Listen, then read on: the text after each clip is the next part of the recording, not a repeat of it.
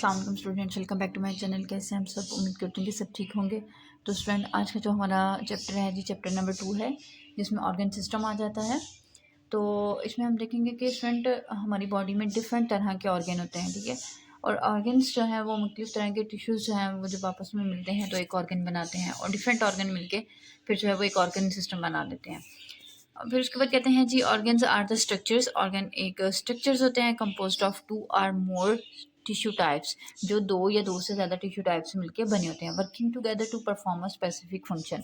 और इनका क्या होता है कि ये सारे के सारे टिश्यूज़ मिलके एक काम परफॉर्म करते हैं। डिफरेंट तरह के टिश्यू होते हैं, मिलके उन्होंने क्या करना है, एक काम परफॉर्म करना है। और वो जो काम परफॉर्म हो रहा होता है वो किसका हो रहा होता है? ऑर्गन का हो रहा होता है।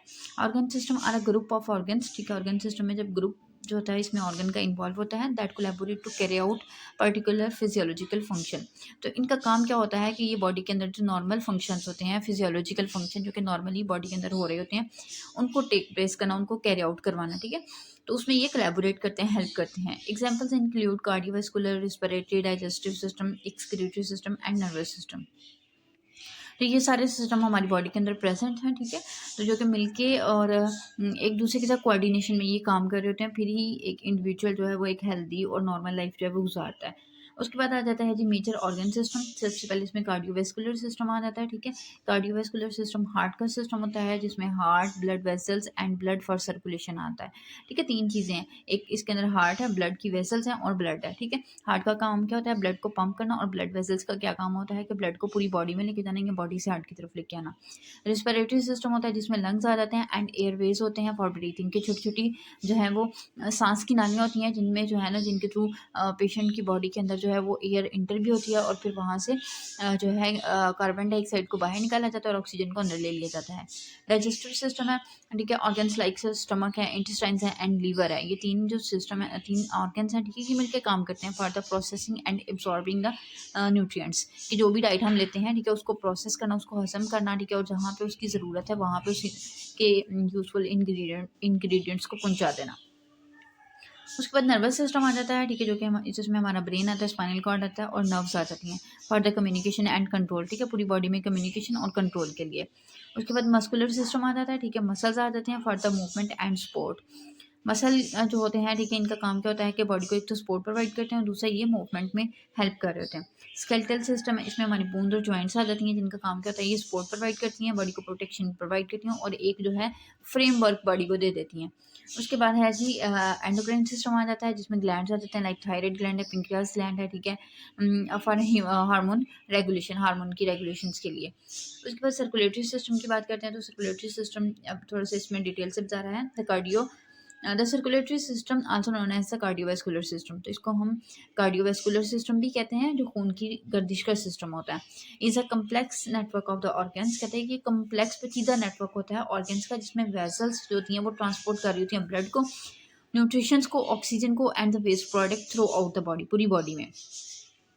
Comprising the heart, blood vessel and the blood, ठीक है। कहता है कि इसमें हार्ट, ब्लड वेसल और जो ब्लड है in this system play a crucial role in maintaining homeostasis. तो इनका जो है इंपॉर्टेंट रोल क्या होता है कि ये बॉडी के अंदर होम्योस्टेसिस को मेंटेन करते हैं। होम्योस्टेसिस क्या होता है कि बॉडी का इंटरनल इन्वायरमेंट जो है उसको नॉर्मल रखना, ठीक है। बॉडी की सारी चीज़ें जो है, जैसे बॉडी का टेम्परेचर है, ठीक है, बॉडी के अंदर जो चीज़ों का लेवल है, ठीक है, उनको मेंटेन रखना, जो वेस्ट मटेरियल है उसको रिमूव कर देना बॉडी से, और जो यूज़फुल कंटेंट है उनको बॉडी के अंदर मेंटेन रखना, ठीक है। नॉर्मल कंडीशन को मेंटेन रखना जो है वो क्या कहलाता है? होम्योस्टेसिस कहलाता है।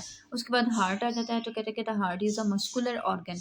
मसल्स का ये बना हुआ ऑर्गन होता है, मतलब इसमें कोई बोन वगैरह नहीं होती। Serve as the central pump of the circulatory system, और ये एक पंप के तौर पे काम कर रहा होता है। It is divided into the 4 chamber. इसको हम 4 चैम्बर में डिवाइड कर देते हैं, यानी इसके 4 हिस्से हैं, ठीक है। अपर वाले जो 2 हैं, ठीक है, उनको हम एट्रिया कहते हैं, और जो नीचे वाले 2 होते हैं उनको हम 2 वेंट्रिकल्स कहते हैं। Deoxygenated from the body return to the right atrium. अब क्या होता है स्टूडेंट, जो ब्लड होता है वो राइट एट्रियम में आएगा सबसे पहले बॉडी से, ठीक है, फिर पंप होके वो चला जाता है to the lungs for the oxygenation of the right by the right ventricle, ठीक है। राइट एट्रियम में आएगा, ठीक है। उसके बाद जो है इसको जो है कहाँ पे भेज दिया जाएगा? लंग्स में भेज दिया जाएगा ऑक्सीजनेशन के लिए, ठीक है, बाय द राइट वेंट्रिकल। यानी कि ये मैं आपको बताती हूँ, हम ये अंडरस्टैंड कर लेते हैं कि ये हमारे हार्ट के 4 चैम्बर हैं, ठीक है। ये हमारी राइट साइड और ये हमारी लेफ्ट साइड, ठीक है, तो राइट एट्रियम और ये हमारे पास जो है लेफ्ट एट्रियम। ये अब नीचे वाले जो दो चैम्बर हैं जो कि एट्रिया के कंपैरेटिवली क्या होते हैं, थोड़े से बड़े होते हैं। इनमें अब क्या होगा, तो राइट एट्रियम और जो लेफ्ट एट्रियम है, इनके बाद ये जो नीचे वाले दो पोर्शन है स्टूडेंट, ये हमारे वेंट्रिकल हैं, ये राइट वेंट्रिकल और ये लेफ्ट वेंट्रिकल। अब ब्लड सबसे पहले जो है ना इस वाले पोर्शन में आता है, ठीक है, राइट एट्रियम में, राइट एट्रियम से आएगा यहाँ पे राइट वेंट्रिकल में। अब यहाँ से क्या होता है, राइट वेंट्रिकल से यहाँ से एक वेसल निकल रही होती है जो कि जा रही होती है लंग्स में। अब सारा ब्लड जो है यहाँ से चला जाएगा कहाँ पे, लंग्स के अंदर जाएगा। अब यहाँ पे जो ब्लड आ रहा होता है राइट एट्रियम और राइट वेंट्रिकल के अंदर स्टूडेंट, वो जो है वो डीऑक्सीजनेटेड होता है। डीऑक्सीजनेटेड का मतलब क्या है कि इसके अंदर कार्बन डाइऑक्साइड होती है। अब ये ब्लड चला जाएगा लंग्स में, लंग्स में जाके वहाँ पे गैसेस का एक्सचेंज होगा, ठीक है, और गैसेस क्या करेंगी कि जिसमें से ब्लड में से कार्बन डाइऑक्साइड जो है वो लंग्स को दे दी जाएगी, लंग्स जो है उनको बाहर निकाल देंगे और वहाँ से ऑक्सीजन जो है वो ले ली जाएगी। अब वहाँ पे ब्लड की जो है वो क्लेरिफिकेशन होगी, उसकी ऑक्सीजनेशन होगी, उसके बाद ब्लड आएगा वापस से एक वेसल के थ्रू जो कि इंटर हो गया हमारे पास यहाँ पे लेफ्ट एट्रियम, लेफ्ट एट्रिया के अंदर, ठीक है। लेफ्ट एट्रिया में आने के बाद ब्लड जो है वो आ जाएगा यहाँ पे हमारे पास लेफ्ट वेंट्रिकल के अंदर। अब लेफ्ट वेंट्रिकल से एक बड़ी सारी जो है ना वो आप कह लेंगे ब्लड वेसल निकलती है इस तरह से, ठीक है, और वो फिर जो है पूरी जिसको हम एओर्टा कहते हैं, ठीक है, और वो फिर क्या करती है कि पूरी बॉडी के अंदर जो है ना वो ब्लड को सप्लाई कर देती है। एक दफ़ा फिर क्लियरली आपको डायग्राम के थ्रू बता देती हूँ कि इस तरीके से ब्लड आएगा, ऐसे करके हम इसको ड्रॉ कर लेते हैं, ठीक है। ये ऊपर वाले दो जो हैं हमारे पास एट्रिया, ये राइट एट्रिया, और ये वाला जो है हमारे पास लेफ्ट एट्रिया, नीचे वाले लेफ्ट राइट वेंट्रिकल और ये लेफ्ट वेंट्रिकल। ब्लड यहाँ से यहाँ पे आया, ठीक है, फिर यहाँ से चला गया लंग्स के पास, ये लंग्स समझ लें, यहाँ से चला गया उधर, फिर वहाँ से वापस आ गया जो है हमारे पास लेफ्ट एट्रिया के अंदर, और फिर वहाँ से नीचे आएगा लेफ्ट वेंट्रिकल के अंदर, और लेफ्ट वेंट्रिकल से फिर एओर्टा के थ्रू पूरी बॉडी में सप्लाई कर दिया जाता है। उसके बाद कहता है कि oxygenated blood from the lungs, ठीक है। अब ऑक्सीजनेशन जब हो गई लंग्स से, ठीक है, enter the left atrium, left atrium में आएगा, ठीक है, और पंप हो जाएगा to the rest of the body by the left ventricle. Left ventricle के थ्रू जो है फिर इसको पूरी बॉडी में जो है वो ट्रांसपोर्ट कर दिया जाता है। उसके बाद ब्लड वेसल्स आ जाती हैं स्टूडेंट। ब्लड वेसल हमारे पास 3 तरह की होती हैं। सबसे पहले आर्टरीज हैं। आर्टरीज हमें सिंपल जुबान में हम कहते हैं उस तरह की ब्लड वेसल्स को जिनके अंदर जो है ना ऑक्सीजन वाला ब्लड होता है, ठीक है, और इनका काम क्या होता है कि ये ब्लड को हार्ट से लेके बॉडी की तरफ जाती हैं, ठीक है। जैसे हमने देखा कि लंग से क्लेरिफिकेशन हो गई और उसके बाद लंग्स के थ्रू लंग से ब्लड आ गया हार्ट के अंदर और फिर वहाँ से पूरी बॉडी को सप्लाई कर दिया गया। अब ये जो सप्लाई होती है ना जिन ब्लड वेसल्स के थ्रू होती है वो आर्टरीज होती है, उनको आर्टरीज कहते हैं, ठीक है। तो 2 इनकी इंपॉर्टेंट फीचर्स होते हैं, एक तो इनके अंदर ऑक्सीजनेटेड ब्लड होता है और दूसरा जो है हमारे पास क्या उसे कहते हैं कि ये ब्लड को लेके जा रही होती हैं हार्ट से बॉडी की तरफ लेके जा रही होती हैं, ठीक है। लेकिन एक यहाँ पे एक्सेप्शनल केस भी आता है पल्मोनरी आर्टरी का। जैसे मैंने आपको बताया कि आर्टरी के अंदर जो है वो ऑक्सीजनेटेड ब्लड होता है, लेकिन पल्मोनरी आर्टरी के अंदर स्टूडेंट जो है वो डीऑक्सीजनेटेड ब्लड होता है, ठीक है। अब कहता है कि can carry oxygenated blood away from the heart to the body tissue, ठीक है, ब्लड से हार्ट से इसने अवे लेके जाना है बॉडी टिश्यूज की तरफ ब्लड को, और कौन सा वाला oxygenated, except the pulmonary artery की, ठीक है, which carry the deoxygenated blood. और क्यों, क्योंकि इसके अंदर जो है वो डीऑक्सीजनेटेड ब्लड होता है, जो कि अब ये ब्लड कहाँ से इसके अंदर आता है, जो हमने देखा था कि राइट एट्रिया से राइट वेंट्रिकल में आती है और फिर वहाँ से जो है लंग्स में जाना होता है, जिस वेसल के थ्रू जाना होता है ना वो ये पल्मोनरी आर्टरी होती है, ठीक है। पल्मोनरी आर्टरी में इस वजह से यहाँ पे डीऑक्सीजनेटेड ब्लड होगा, लेकिन वहाँ पे जाके इसमें फिर इस ब्लड को साफ किया जाता है और फिर जो है वो दूसरी वेसल के थ्रू उसको जो है वो हार्ट की तरफ भेजा जाता है, ठीक है। तो ये पल्मोनरी आर्टरी जो है इसके अंदर डीऑक्सीजनेटेड ब्लड होगा फ्रॉम हार्ट टू लंग्स, ठीक है, जो कि हार्ट से लंग की तरफ जाती है। The largest artery is the aorta, और बॉडी की जो सबसे बड़ी आर्टरी है वो कौन सी होती है, एओर्टा, जो कि हार्ट से निकलती है और फिर जाके पूरी बॉडी को सप्लाई दे रही होती है डिफरेंट ब्रांचेस में डिवाइड होके। उसके बाद हमारे पास वेन्स आ जाती हैं। वेन्स में कहता है कि ट्रांसफर, अब ये उसके ऑपोजिट है, ठीक है। ये क्या करेंगी, डीऑक्सीजनेटेड ब्लड जो है ये ट्रांसपोर्ट करेंगी और ये बॉडी से ब्लड को लेके आ रही होती है हार्ट की तरफ, ठीक है। और इसमें भी एक एक्सेप्शनल केस है पल्मोनरी वेन का, इसके अंदर जो है वो ऑक्सीजनेटेड ब्लड होता है। क्यों ऑक्सीजनेटेड ब्लड है, कि जो लंग्स के अंदर ऑक्सीजनेशन हुई है, अब उस ब्लड को वापस हार्ट की तरफ जब लेके आना है तो वो पल्मोनरी वेन लेके आती है, जिसकी वजह से इसके अंदर जो है वो ऑक्सीजन वाला ब्लड होगा।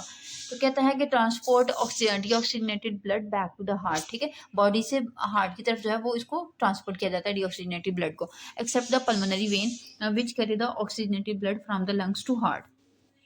Superior and the inferior vena cava are the major vein. जो सबसे बॉडी की बड़ी वेन्स है ना, ठीक है, जो उनके नेम क्या है जी, superior and inferior vena cava. ये दोनों की दोनों जाके जो है राइट एट्रियम के अंदर ओपन होती हैं।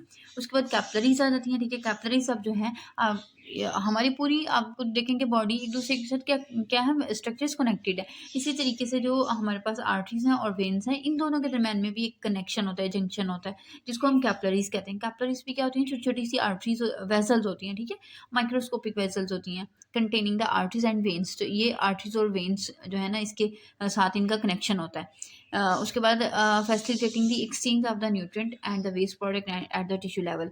अब ये जो आर्टरीज होती हैं, कैपिलरीज होती हैं, ये कहाँ पे होती हैं, टिश्यूज़ की को सप्लाई देने के लिए इनका एक इंपॉर्टेंट रोल होता है, ठीक है। तो ये क्या कर रही होती हैं, साथ में ये एक अपना कनेक्शन बना रही होती हैं आर्टरी और वेन के दरमियान में, ठीक है। अब इन्होंने क्या करना होता है, जो टिश्यू से वेस्ट मटेरियल आया है, ये टिश्यू को जो चीज़ चाहिए, इन्होंने जो है ना, अगर कोई यूज़फुल कंटेंट चाहिए तो उसको जो है वो आर्टरी से पकड़ेंगी और फिर वहाँ से जो वेस्ट मटेरियल मिला है, ठीक है, टिश्यू से, ठीक है, उसको पकड़ के इन्होंने वेन को दे देना होता है, ठीक है। तो कैपिलरीज का ये रोल होता है। उसके बाद ब्लड की हम बात करते हैं, तो ब्लड में कहता है कि blood compose of the red blood cells, ठीक है, जिनका काम क्या होता है, ऑक्सीजन को कैरी करना। वाइट ब्लड सेल्स होते हैं, ठीक है, जो कि इम्यून डिफेंस में रोल होता है, यानी कि बॉडी को जो है किसी भी जरासीम के खिलाफ लड़ने में मदद देते हैं। प्लेटलेट होते हैं जो कि ब्लड क्लॉटिंग इनका काम होता है, यानी कि ब्लड अगर कहीं से जो है वो लीक होना शुरू हो जाता है, ठीक है, कोई कट लग जाता है, कोई कोई भी मतलब इंजरी वगैरह हो जाती है, तो ब्लड लीकिंग स्टार्ट हो जाती है, तो ये वहाँ पे क्लॉट बना देते हैं, ठीक है, ब्लड को ज़ाया नहीं होने देते। उसके बाद आ जाता है प्लाज्मा, ठीक है, और जो कि ब्लड का एक पोर्शन होता है, जो कि फ्लूइड होता है, इसके अंदर ये हमारे पास red blood cell, white blood cell वगैरह प्रेजेंट होते हैं। उसके बाद कहते हैं कि the blood's main function is to transport. अब ब्लड का मेन फंक्शन क्या होता है कि ये ट्रांसपोर्ट करता है ऑक्सीजन को, न्यूट्रिशन को, हार्मोन्स को और कुछ वेस्ट प्रोडक्ट को थ्रू आउट द बॉडी, पूरी बॉडी के अंदर। उसके बाद सर्कुलेशन आ जाता है, तो जिसमें सर्कुलेशन स्टूडेंट दो तरह की होती है, एक तो सिस्टमैटिक होती है, दूसरी पल्मोनरी होती है। अब ये यानी कि जो पूरी बॉडी के अंदर सर्कुलेशन हो रही है ना ब्लड की, इसको हम डिवाइड कर देते हैं दो तरह से, एक सिस्टमिक और दूसरी पल्मोनरी। अब जो सिस्टमिक होती है, ये कहते हैं कि left side of the heart pump oxygenated blood to the body through the aorta, ठीक है। जैसे अभी हमने ऊपर ही ये सारी चीज़ मैंने आपको समझाई कि लेफ्ट साइड जो है वो हार्ट की, वो क्या करती है, ऑक्सीजन वाला ब्लड जो है वो पूरी बॉडी को सप्लाई दे रही होती है एओर्टा के through, and then deoxygenated blood return via the veins. और फिर जो डी ऑक्सीजनेटेड ब्लड होता है, इसको जो है वापस हार्ट में भेज दिया जाता है वेन्स के थ्रू। इसको हम कहते हैं सिस्टमिक सर्कुलेशन, ठीक है, यानी कि एक हार्ट और बॉडी के दरमियान में जो खून की सर्कुलेशन है सिस्टमिक होगी। पल्मोनरी सर्कुलेशन ये होती है कि स्टूडेंट जो अब राइट एट्रियम के अंदर जो ब्लड आया है, ठीक है, इसको हमने लंग्स में भेजना है, ठीक है, तो ये वाली जो लंग्स ने फिर क्या करना है, वो वाला ब्लड को वापस हार्ट की तरफ भेजना है, इसको हम पल्मोनरी सर्कुलेशन कहते हैं। The right side of the heart जो है वो पंप करती है डीऑक्सीजनेटेड ब्लड को लंग्स की तरफ, ठीक है, थ्रू द पल्मोनरी आर्टरी। और फिर जो लंग्स होते हैं वो ऑक्सीजनेटेड वाला ब्लड जो होता है उसको रिटर्न करते हैं वाया द पल्मोनरी वेन, ठीक है। तो ये आपने जो है ना चीज़ को पहले भी अंडरस्टैंड कर लिया। तो बॉडी में बस दो हिस्सों में सर्कुलेशन होती है हार्ट से, ठीक है, तो उसको हम डिवाइड कर देते हैं दो कैटेगरीज के अंदर, एक तो सिस्टमिक और दूसरा पल्मोनरी। उसके बाद आ जाता है जी regulation. The circulatory system is regulated by the autonomic nervous system, ठीक है, हमारी जो बॉडी का ऑटोनोमिक नर्वस सिस्टम होता है या हार्मोन्स का जो सिस्टम होता है वो इसको रेगुलेट कर रहा होता है, ठीक है। यानी ये CNS का एक पोर्शन होता है, ANS, ये लास्ट लेक्चर में भी आपने पढ़ा इसके बारे में। Hormone such as the adrenaline जो होते हैं, ठीक है, can increase the heart rate, ठीक है, हार्ट रेट को बढ़ा देते हैं, एंड ब्लड प्रेशर को ड्यूरिंग द स्ट्रेस और एक्सरसाइज और जब भी या कोई भी स्ट्रेस वाली कंडीशन होती है, तो तब जो है ये जो हार्मोन्स होते हैं लाइक एड्रीनालिन वगैरह है, ये हार्ट रेट को बढ़ा देंगे, ठीक है। तो ये जो है ना सिस्टम को रेगुलेट करवा रहे होते हैं, हार्ट को रेगुलेशन में इनका रोल होता है।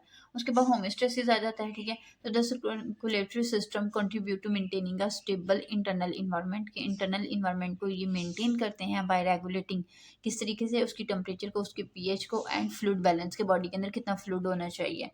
उसके बाद आ जाती हैं डिजीज़ एंड डिसऑर्डर, यानी कौन कौन सी प्रॉब्लम्स जो हैं वो हार्ट से रिलेटेड आ सकती हैं, ठीक है। Condition like atherosclerosis, hypertension and the heart failure can adversely affect the circulatory system. तो ये जो है सर्कुलेटरी सिस्टम को बहुत बुरी तरीके से अफेक्ट कर सकता है।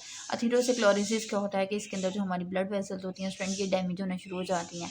हाइपरटेंशन में जो है ब्लड प्रेशर तेज़ होगा और हार्ट फेलियर में हार्ट जो है वो काम करना छोड़ देगा।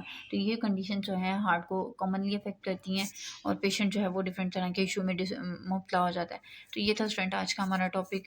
इंशाल्लाह अगला चैप्टर हम लोग अगले लेक्चर में देखेंगे। अपनी दुआओं में याद रखिएगा। अल्लाह हाफ़िज़।